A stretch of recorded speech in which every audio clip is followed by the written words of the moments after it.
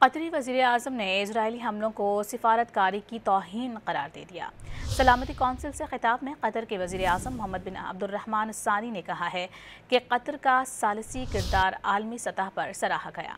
اسرائیل کا حملہ امن کی کوششوں کو نقصان پہنچانے کی سازش ہے۔ اسرائیل حماس رہنماؤں پر حملہ کر کے غزہ میں جنگ ختم کرنے کی کوششوں کو ناکام بنانا چاہتا ہے۔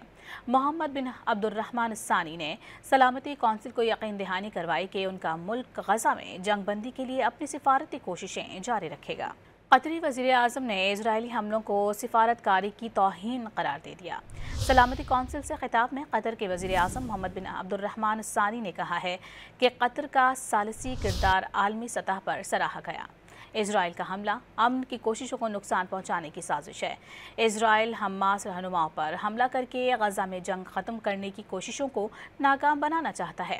محمد بن عبد الرحمن الثانی نے سلامتی کونسل کو یقین دہانی کروائی کہ ان کا ملک غزہ میں جنگ بندی کے لیے اپنی سفارتی کوششیں جاری رکھے گا۔